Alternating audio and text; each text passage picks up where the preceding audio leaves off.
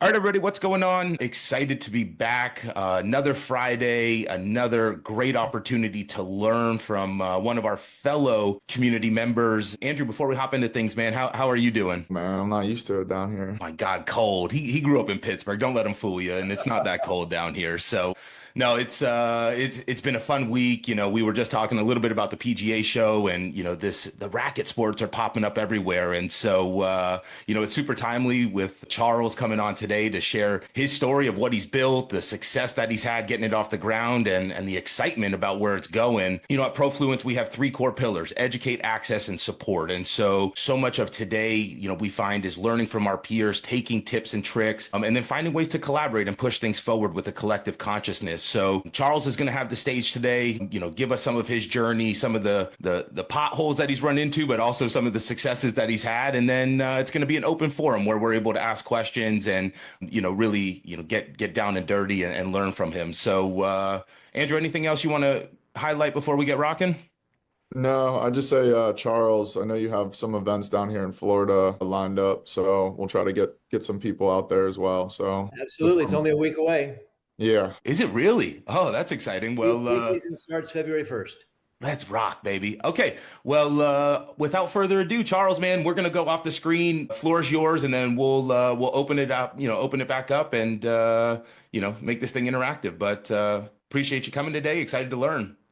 Okay, great. Well, I could speak for hours about it. I've been thinking since the invitation about how I could approach this topic. And I think now I'm just going to say some provocative things and try to get into discussion. So first of all, I'm the CEO of INTENNSE. I never expected to be the CEO of a sports league. I didn't grow up playing sports, really. So it's a bit of a surprise. We are launching a professional team tennis league with 4 teams in the initial season in Atlanta, Tampa, Jacksonville, and Knoxville. Preseason starts next week in Tampa, and then each city will host, and then our pro season is not until the summertime. We're in a lab mode right now. We're really dialing in a lot of our delivery. When Andrew invited me to be a guest here, I suggested that our fundraising was somewhat unconventional, at least based on my prior experience as a founder, funder, advisor. But then as I think about it, I'm not sure that I really understand what qualifies as unconventional. There's so many great stories out there, interesting, unique stories. I can't think of a scenario where getting funded wouldn't generate, opportunities for insight, humor, horror, or disbelief. So there's a lot of the stories where there's not a success. You hear about this when you're hearing from people who are successful, but maybe there should be a forum for just the crash and burns as well. That could be entertaining. So first of all, you guys are going to get a twofer here because we actually funded 2 entities. INTENNSE did a raise for $4 million. I thought it might be public knowledge by this week, but we actually did an additional 7-figure raise for a tech entity, which we actually incubated by hiring their CEO as our CTO. And then within 3 months, we funded it and have staffed it and actually done an acquisition already. So I think maybe that's the unconventional thing about what we've done here with INTENNSE, but we recognized early that we were going to be a technology driver, but the technologies that we were going to be dependent on were going to be broadly applicable to other sports, racket sports first, but then other sports. And so we wanted them to be able to spread their wings beyond what INTENNSE was going to require. I guess another provocative thing, we didn't pursue funding. We didn't actually go out and ask for money. This is something that emerged out of many conversations over many years, probably involving far more than 24 people. And so I was thinking about how to talk about it. The vision that came to my mind was the Olympic symbol, the Olympic rings. And so you can find a lot of examples if you go and Google it or search it, however, of tennis being broken. New article every week, tennis is broken. You see, Djokovic at the end of his, when he retired, he actually made reference to his team not being able to substitute him in because of injury. But there's a lot of these different circles of conversation about the different ways in which tennis as a sport is broken. And you also see, and you're very aware in this community, about all of the changes that are being made in other sports to adapt to the times. So just some examples of those circles. There's the whole junior space. I have joked for a long time about the governing bodies being leaders in customer dissatisfaction. I think they have done a very poor job of onboarding families.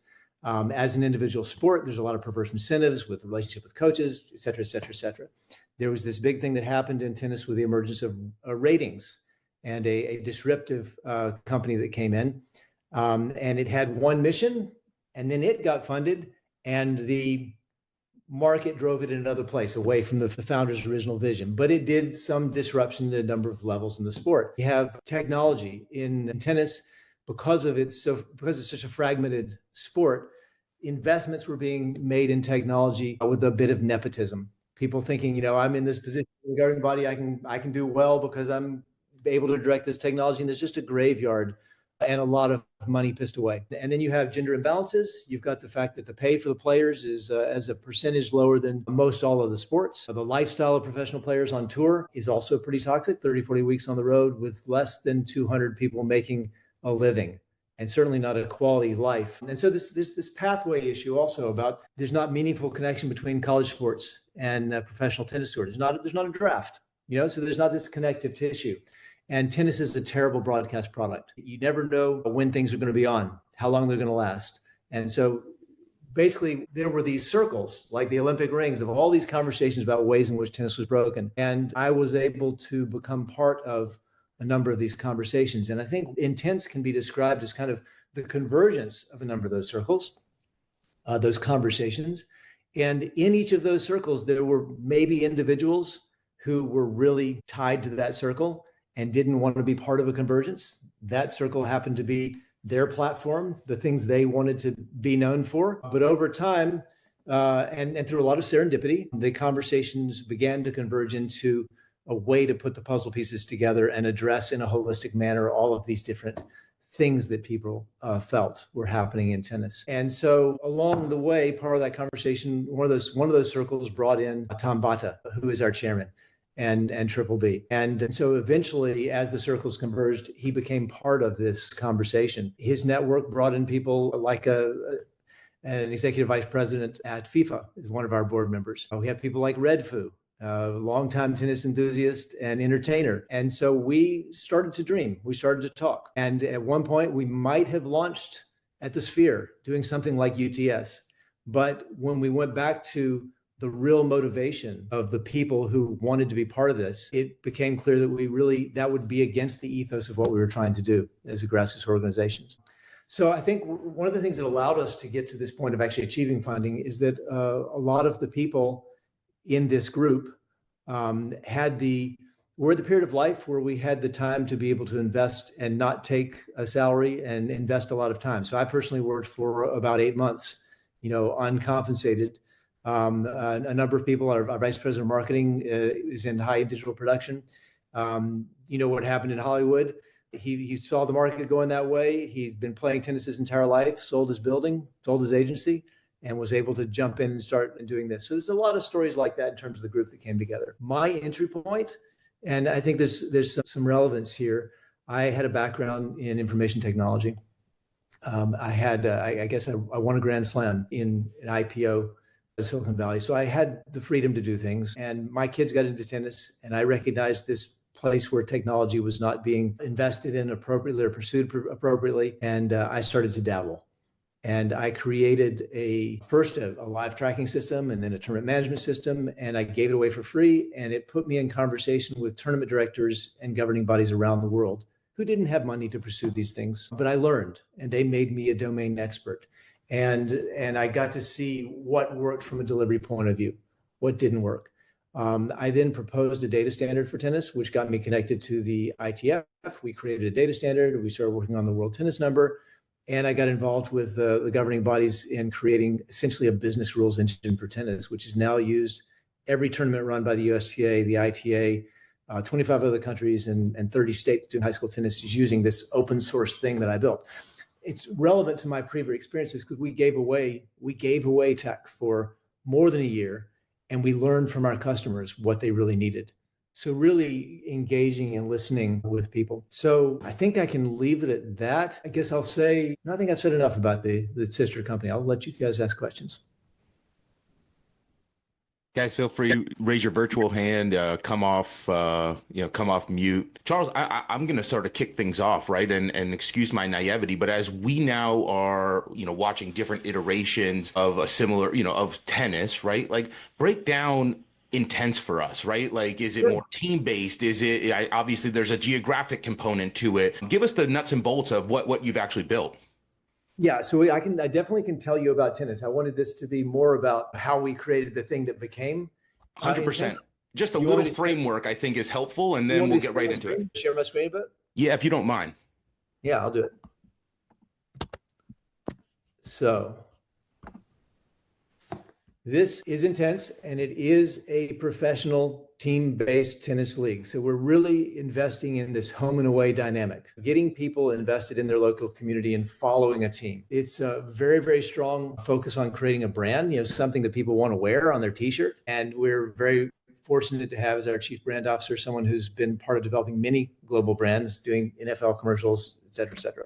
I don't need to go too much into the people, but the company that we did build, and I think, who's the person here from Save My Play? I think you know Nicola Angelis and Ian Court. So basically our sister tech company, One Roster, it probably will not do business as that acquired Ian Court. So what are we? We are a new engagement model for the sport of tennis. So it's rethinking tennis for the modern sports landscape. We play a lot faster. More urgency, it's the same racket, the same ball, the same net, the same court, but we've cut out all the dead time, and we've liberated fans to yell, scream, and cheer and be sports fans. So we are pursuing a different type of experience and engagement for fans.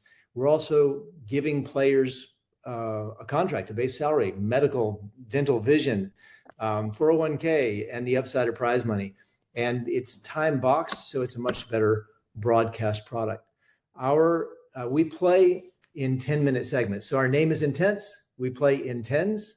And in 10 minutes of play, we reliably generate 50 points, which means in 30 minutes of play, we generate more points than most professional matches. It's team-based, so there's more narrative, there's greater pace, zero dead time. So we call this 10 minutes of play a bolt. I don't want to get into the weeds of the rules for this audience. Sure. But we also, while we're based on professional tennis teams that are gender balanced, 3 men and 3 women, we very much focus on the integration of the junior and the adult competition during our events. We call our events a surge. And it's important to note that everything takes place on a single court. So as opposed to tennis that typically starts on a huge campus with lots of courts with few people watching and comes down to hopefully people watching the final on a single court, we're on a single court the entire time. The coaches are present. It's like a basketball feeling. Your coaches are present. Your players are there. There's automatic line calling, no video review. So we're moving. And so this Intense Alliance is the integration of the other levels of play with our pro play. We've got these well-known coaches and academies. Part of what we really focus on is playing outside the box. So the fans are there to have fun. And we're giving them a way to engage with this sport in a way they've never engaged with tennis before. I'll leave that there for now. Super helpful just for context. I just want to be able to go ahead and at least establish a baseline there. So we'll open it up because I know I have a few questions, but Jeremiah, I see you here. Vivi, I know you guys are building. Floor's yours, guys. I'll jump in. Charles, first of all, I'm a founder of an emerging sport league, so this is really right up my alley. And thank you very much for sharing the insights, and congrats on all your success. I love what you're doing with the densely packed, centralized format. I mean, we're doing something very similar to that, and recognizing that brands need to be on teams to immediately garner not only interest, but continue to engage the community. So awesome to see that. I heard you mention that you gave away free tech for a while and stuff. Just out of curiosity, what was the most challenging part of getting community buy-in, and what took the longest to stick with in order to get the community to come out and continue to engage and show up with your events? Well, so we haven't run any professional events as yet. We've run a lot of trial events. We ran trial events in Brazil. We ran trial events in Europe. We ran trial events, with doctors leagues, with kids, and so we initially thought that we were going to go for a more in-person fan experience.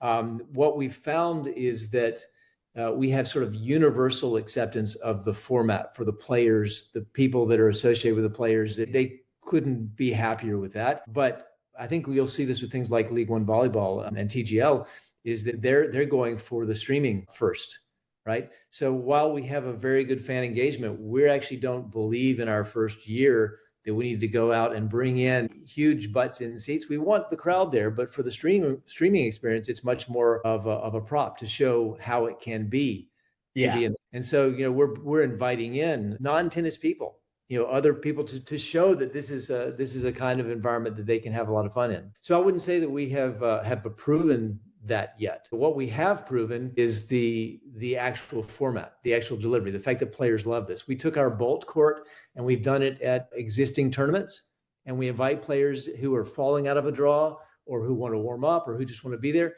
and they get addicted to it. We've had players come back 5, 6, 7 times in a weekend. Like, hey, they want to keep being on that Bolt court because they love the format. They love the feel, the vibe. So in terms of, and we also view that our players need to be fans first. One other thing I'll mention here that is, I think, important in tennis, you see ball people. They're trying to manage the balls. And there's I think a famous example of the US Open last year of ball kid abuse by a player. In fact, the ball kids are part of the teams. Each team has their own ball people. Oh, cool. And they are on-court fans. They are representative of the fans. They can yell and scream and cheer on court and be supportive. And they're responsible for getting the balls to the players.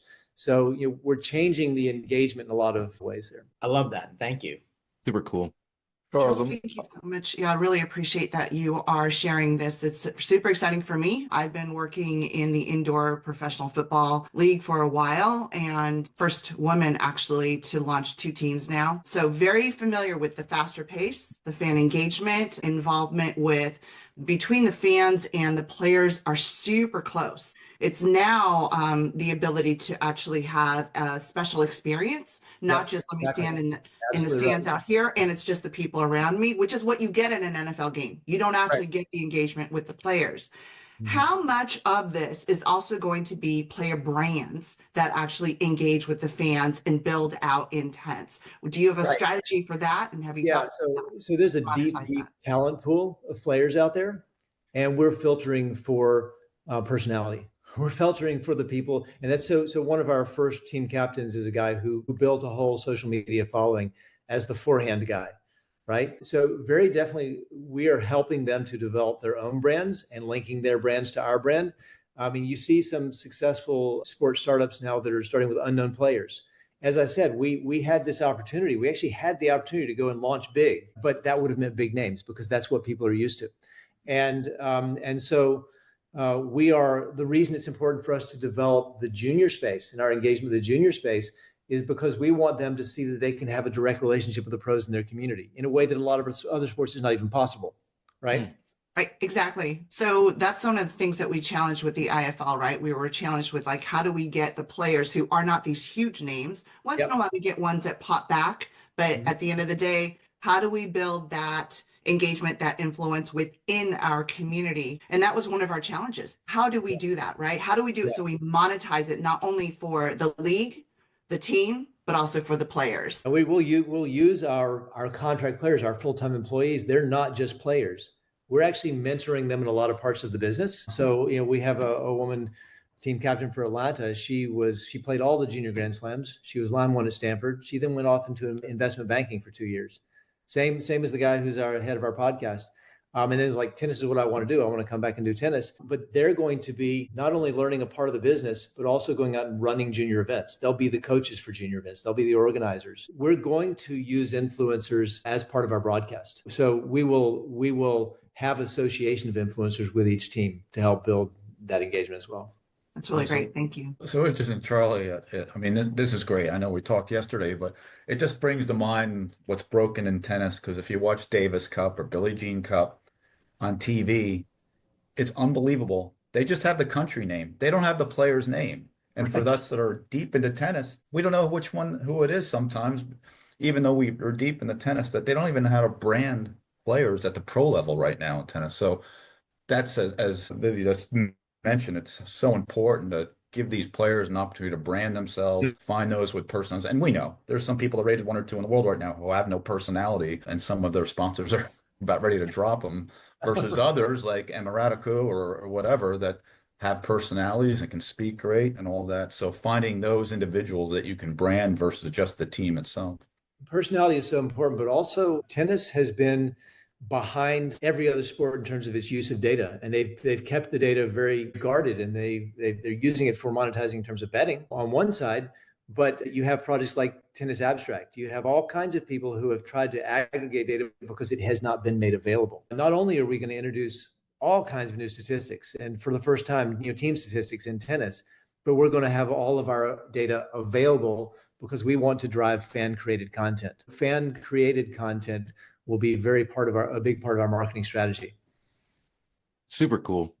Charles, I got a question for you. I want to go back to one of the provocative things you said around fundraising at the top of the call here. You made the statement that you guys weren't raising money. And so I'm curious, at what point did you say, hey, this is the right time to take a capital injection? What was that, that path like? Because a lot of folks show up raising money.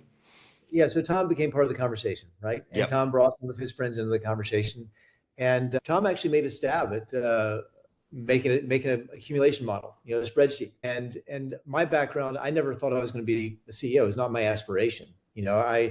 At some point I said, well, maybe I can be a chief alignment officer, to align everything that we're doing across all these conversations. And I also built the whole model for the points, for how the competition, how the league was going to run and all of that. And so I just started running with modeling and presented that modeling back to them. And, it led to a conversation with the entire investment committee about what it would take to get something like this off the ground. And we went through, so we had our format, we had our team. I mean, we actually have a model now that builds on the deep experience of our team, most of whom don't have a tennis background, but came to tennis through their kids in many cases, so people from high-end video production, people who were involved in streaming, worked at IBM, worked on Watson Analytics with IBM on the, so we had this deep talent, and it was then how do you draw on that talent to build something that's lower risk and really builds from the ethos of the community. So yeah, we built a model, we presented it, we got in conversation, we said, here's what it's going to take, and the money came.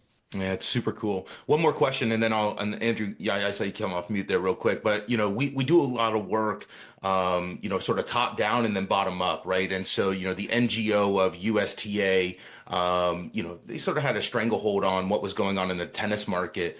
As you guys bring a new product in, do you guys work in relationship with them? Is there a symbiotic relationship? How do you guys see that? Well, I mean, I've been a consultant to both USTA and the ITF for years. And cool. In fact, the company that we acquired with our sister tech company is someone who is very important to that development. We have been actively transforming tennis tech for years. Our COO was the CEO of UTR, and he worked at the ITA for 5 years in digital transformation. And so there's a lot of good relationships in place, and they know that changes need to be made. They've been experimenting with some of those changes in the lower level tournaments. And I think what we're presenting them with is a model that can work across the board. It's always an interesting relationship there. That's super neat to watch there be symmetry. And sometimes we watch it where, there's like a clashing of titans. So yeah, super interesting. Andrew, there's a story there with UTR. If people are in the tennis world and know the UTR story, it's part of a storyline I've been deeply involved with for years. And definitely that was a disruptor, and many of us hoped it would be a useful disruptor. It was less useful, but they've created some good things. Very cool. Charles, so curious on someone wants to give you money now on the capital side. Did you ask them to offer what they think is fair? Did you put an offer on the table? I'm always curious, as founders or companies then get interest, how you Well, so I think none of us had really had an ambition to be founders. All of us really, we are technically a founding group, but our motivation was to do something we were passionate about. And so I think you have to consider, Tom Bata, the founder, who's brought the money in and is putting us in a position to do what we love and have a lot of upside with it. So it wasn't something that we went and we certainly had. I think our value is recognized in this whole equation, and we're comfortable with that.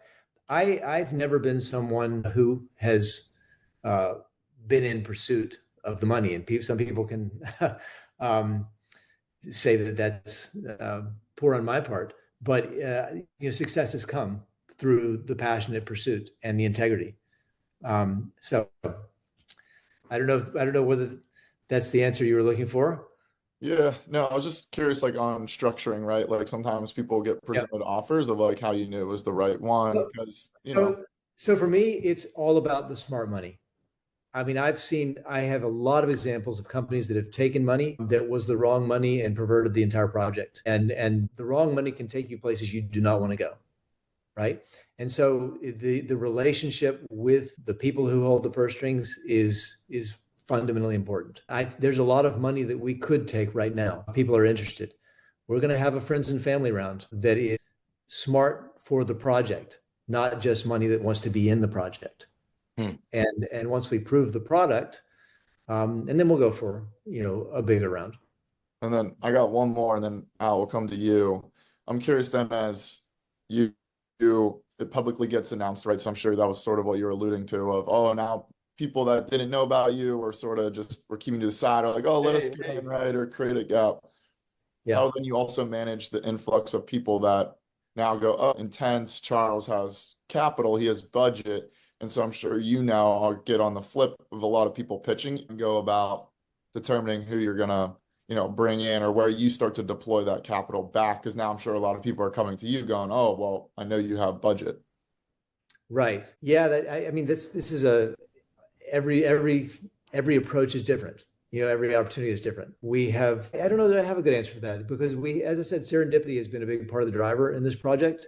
And there have been a number of approaches we've had that have just absolutely been correct in terms of the personalities. And some of these are other startups that some of them are not asking us for tons of money. The people that are asking for money, it's mostly inappropriate. Mostly they don't understand what we're actually doing. They don't understand the entire backstory. They don't understand the ethos of the project. They're seeing this, they're projecting onto us something that they think they understand about other sports leagues, and so one of the biggest things about that is, we have started this separate tech company. It is the CTO of that tech company is the guy who built the whole mobile stack for NFL, fan-controlled sports, fan-controlled football. And so we have a lot of, and our backgrounds in tech. So people are coming to us wanting to offer us all this tech. And then we have to really explain, well, we've got that taken care of with the team that we have put in place and separately funded, right? We have that as a background. So a lot of the pitches are just inappropriate and tone deaf. Interesting.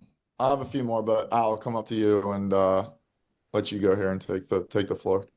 So, Charles, as part of your journey, what role did corporate social responsibilities, sports diplomacy, and what role did that play? I mean, tennis is known for giving back, and providing opportunities. One example that comes to mind is Naomi Osaka and her dedication and support of mental health awareness. So as you launch the league, how are you going to take these things moving forward? And is that a consideration when you discuss with potential investors, strategic partners?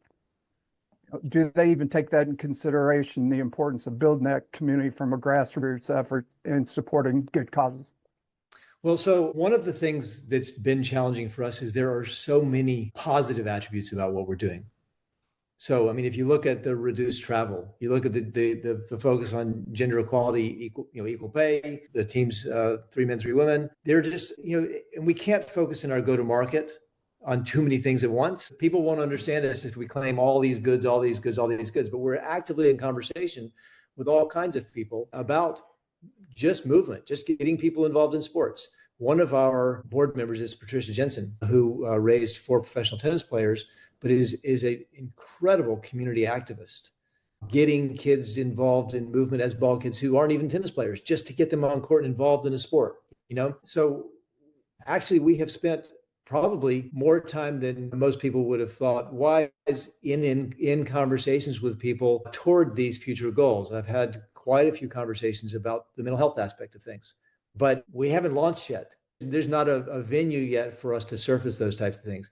We are launching a podcast in the next 2 weeks where we will have a lot of people come on the podcast, not necessarily to talk about tennis, but to talk about the underlying goals we have as an organization. I was going to write a LinkedIn piece about sort of my secret agenda in terms of a lot of the social things I care about. But there's only so much you can talk about at this stage. Super cool. Atif, coming over to you, my friend. Hey, thanks, Scott. Charles, I stepped away for a bit, so apologies if you've already touched on this, but I just wanted to ask you, and I'd be really grateful for any advice and what's your strategy when you approach family offices for for capital infusion into any projects? Well, it's not something I have done or am necessarily going to do at this stage. Our next stage is friends and family. So it's people that we already have a lot of people who are approaching saying, hey, I want to own a franchise. Hey, I want to I want to help develop this part of the market. We'll get to that. But I don't know that I'm going to have to go out in the next 6 months and look for that type of target. It's going to come after the friends and family round. Super cool. Charles, real quick, and then we're going to go to Jen and Kelly. Yeah. But, with you guys launching in some, strategic cities, how did you select those? What's the ownership model of those? I'm super, super curious, as you guys do roll this out, why you chose those cities and what the expansion plan looks like. So Atlanta is the tennis capital of the world, really. If you look at Alta, the Alta League with 70,000 people playing in the Atlanta area, the number of tennis courts, it was the place we came back to in the U.S. after living overseas. Because of family trying to triangulate and it did happen that a lot of the people that were serendipitously became involved were in this area. So that's why we chose Atlanta. And we also wanted to establish a conference system where you'd have 6 teams per conference. We started with 4 that are within a 5 hours driving distance. We want there to actually be meaningful rivalries, and for people to be able to have a quality of life, live somewhere, be part of a community, and not have to be sitting on planes all the time, going everywhere. So, also from a cost of delivery point of view, it actually lowers our operating costs to create these conferences where people for a league season will play within a limited territory, and then we'll go on and we'll develop the national championships and the international championships and stuff beyond that.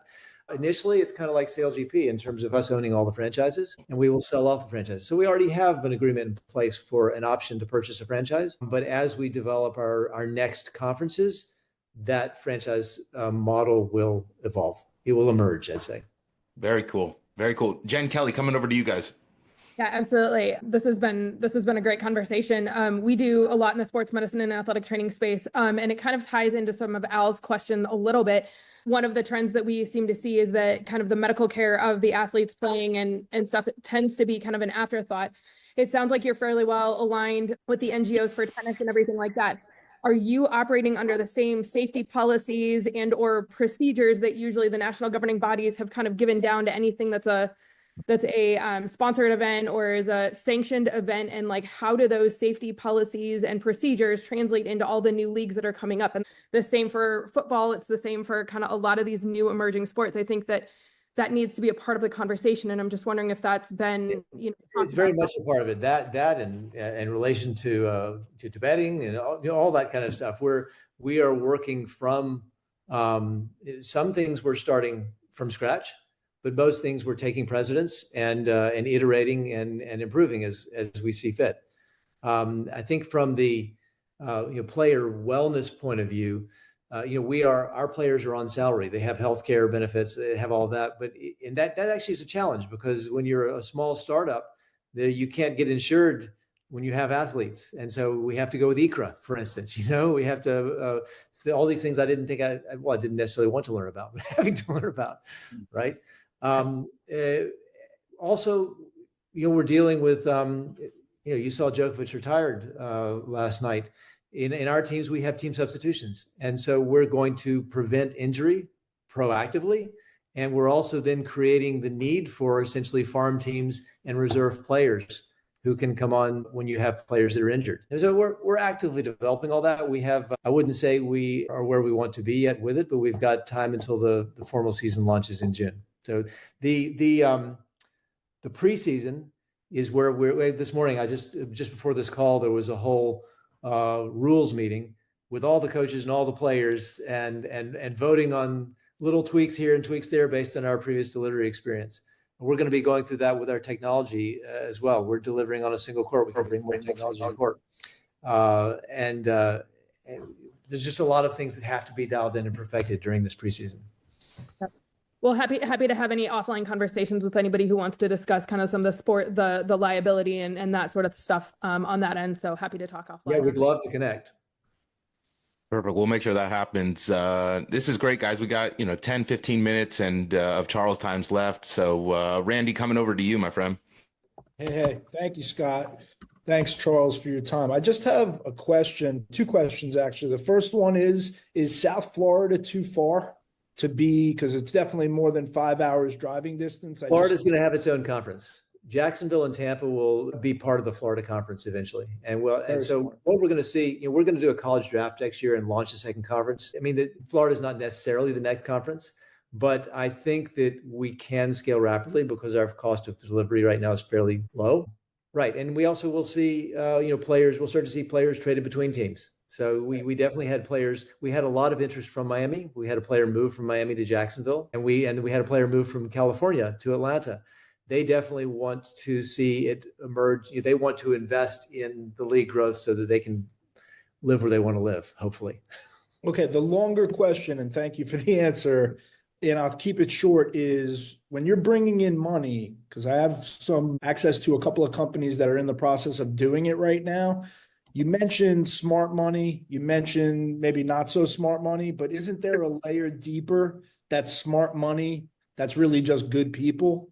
And I know you mentioned friends and family, which is nice, but for those who are in the process of raising money, I'm just wondering if you have any sort of words of wisdom about, just the importance of the people behind the money, aside from being strategic, if that makes sense. Well, to me, the smart money includes that dimension. I wouldn't say it's just strategic. It's smart for us because it's strategic and because they're good people. The reason I attribute the success I had in Silicon Valley to the culture that we built in our company. And, that we were able to sustain that culture up until the post-IPO acquisition of a company of equal size, where you can't sustain your culture. But I have seen, as I said, the not smart money distort a culture very early on and lead to places you don't want to go. Thank you so much. I have a very, very recent example of friends being caught in that position. Appreciate you very much. Thanks for your time today, Charles. Yeah. I think there's too many of those stories, Charles. It's neat to hear it through your lens and this journey that you've taken when you didn't necessarily set out to go raise money to try and go execute it, right? I think that a lot of it came through deep education of knowing the space and having access to the right people. And then the money now becomes the accelerant to start to scale it, right? Put the right support around it, which I think could be one of the biggest takeaways when we think about how this formula stacks up. Education and access is, I think, 80% of it, right? And then you just got to have the right people around you to go ahead and get it to scale. I got a couple more questions, but I want to make sure that we get our members. Is there anybody else, anything top of mind for Charles before we start to turn the corner and bring this thing home? Vivi, yep, one more. I just wanted to follow up really quickly. How important is it in your revenue stream? Because you said you haven't had any public events yet. Right now, you're looking to kind of build that fan base, apparently. And so how important is it that, and what revenue streams are you looking for from the fan base? Ticket sales? Eventually it will be ticket sales. There'll also, in the short term, it's data sales and sponsorships, and the more eyeballs to the stream, product that people, want to see and content that they want to use in their own process of creation. So I developed a platform that can actually add revenue that precedes that. If you're interested in looking at it, I'd love to share it with you and get your thoughts. I'd love to connect. Absolutely. That is so important to me. That's one of the challenges we found with the Indoor Football League is it's fan-based, right? So tickets, events, licensing, media, content, merchandise. But I really wanted to seek another way to engage fans in your sport. I played tennis. Dick Gold was he was like my hero, and I grew up in that area. And my brother and my nephew, my nephew is actually being looked at right now heavily by Texas A&M. Tennis is at my heart, and it really gave me the inspiration to do what I'm doing here and build this platform. So yeah, I'd love to talk to you, because I think that's one of our challenges with alternative or maybe developmental sports, entertainment-based sports. We're seeing that more and more prolific, and more fans are going in that direction, like the Savannah Bananas. Absolutely. Yeah. Right? Yeah, yeah, I think that for me, I am one of those lifelong learners. I studied every single thing I wanted to study. I attended some very good universities. 5.5 years of education. I never graduated because they couldn't keep track of me. And I like having conversations far afield, because that's the source of inspiration and new ideas. So I really do enjoy connecting beyond what seems obvious. I love that. Great. Cool. Thanks, We'll make sure that happens. Charles, I think last question from my side. There's so many different options to stream, right? There's all these different platforms. There's all these different, from linear to OTT. There are all these different things. With you guys going, down that path first, how are you making the decision as to what platform, what streaming provider? Is this a linear product? And how do you think about that as you get approached by different folks? Is there a formula, or do you have one that sort of sticks out, or you just take it as it comes? I don't have a formula. I don't have an answer right now. We're actively in conversation, and so we're kind of building the mental map as we go. As I said, the CEO of our sister company's background was in streaming. He was part of the founding of the streaming company. He was acquired by IBM. He acquired 3 other streaming companies. That's his space, and so I'm taking a lot of mentorship there. But we're also looking. There are so many streaming plays out there right now, and we're going to dabble with a few of them and see what works best from a technology and a culture point of view. The thing we're pursuing right now is we're heavily invested in robotic cameras and remote cloud production and stuff like that. So we're focusing on creating the thing that will be streamed first, while we have the conversations about how to stream it. Very cool. Very cool. Well, cool, guys. I think we've covered a lot of ground in a short amount of time. There's been some really great questions, deep insight from Charles. Andrew, anything else on your side that you want to cover while we got Charles here? Actually, I do have one more. As like major players like PIF and some of these sovereign funds look to transform sports, how close of an eye do you keep attention to that, or do you worry about it at all, or is it like, hey, if we build this fast enough, then we're the only place they can go toward? Well, I don't see anything competitive right now in our space. Certainly UTS is there at the very top end. And in fact, there's a lot of synergies there, because they're focusing on taking very top players and squeezing into an existing tour. Our players have no ambition of staying on the existing tours. World Team Tennis was always about also squeezing existing tours and playing on top names. So there's other attempts to infuse some more money, not funny, to the players who are trying to make their way onto the tour. But that does nothing for the whole team aspect, the whole community aspect, there's no connected ecosystem, no connective tissue there. I think if you're saying, do we fear someone dumping a lot of money on something that will be competitive to us? I don't right now. I think we are going to be able to move very quickly, and something that would come in what are the personalities? Who are the people? What are the relationships? Because we do have extensive and very positive and constructive relationships in many of the places that we are going already. Super cool. All right, Charles, last thing, and then we're going to let you get back to your day. For everyone building in sports through this journey, what's the one piece of advice or nugget that you want to leave everybody with that they can take back into their world? That's too tough of a question for me. One nugget? I know you're a man of many words. I was going to try and see if you could distill it down to one thing that you've learned along the journey, maybe. It's just integrity. It's just the integrity of the relationships you have. I do try to respond to everyone. People who reach out to me on LinkedIn, I don't like linking with people who I haven't actually had a conversation with. I don't actually know. I'm not someone who just wants to link for the sake of linking. And so sometimes that puts people off. I'm like, hey, I see you're interested.